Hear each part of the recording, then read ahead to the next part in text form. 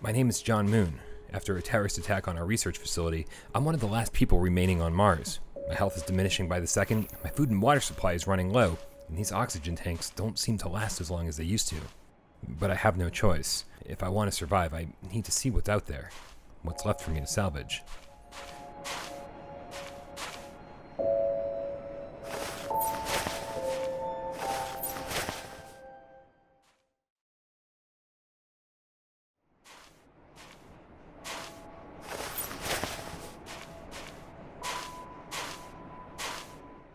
Well, I wasn't expecting this.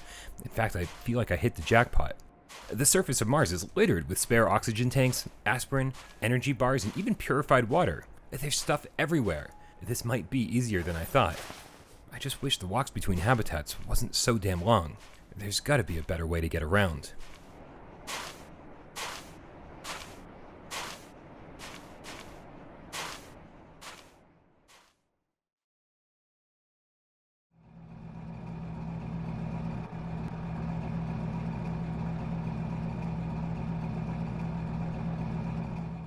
After a bit of communicating with the base and crafting using my newly discovered 3D printer, I was thankfully able to get a rover up and running.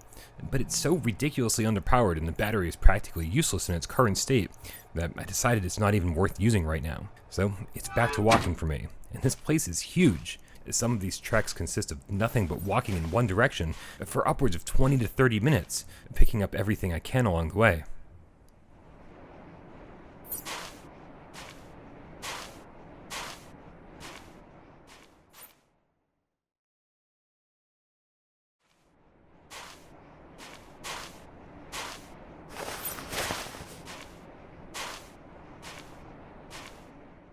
I'm starting to think there's nothing out there.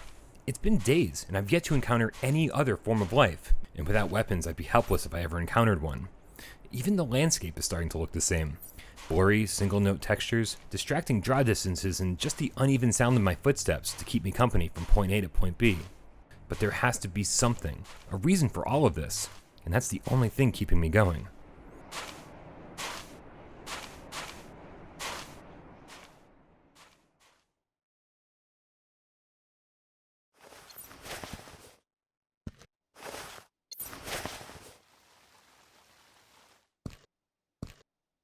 Just when I thought all hope was lost, I found two things that made my life slightly easier.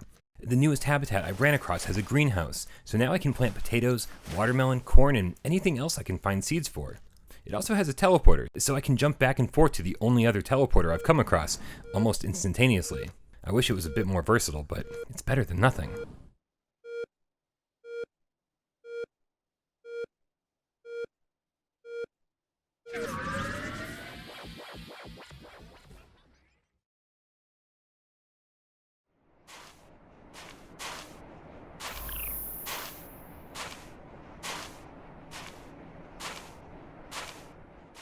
As I walk from place to place scanning the ground for items, I realize there's something about being here that intrigues me, something I can't quite put my finger on.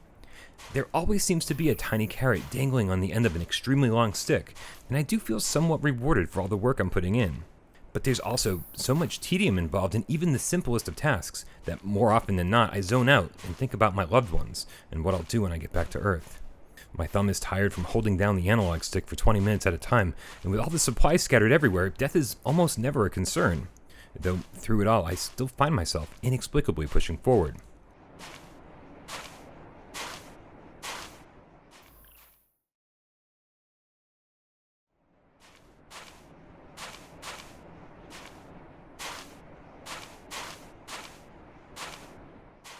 Even though I was slowly making a comfy new home for myself here on Mars, when escape was offered around 12 hours in, I raced toward the finish line.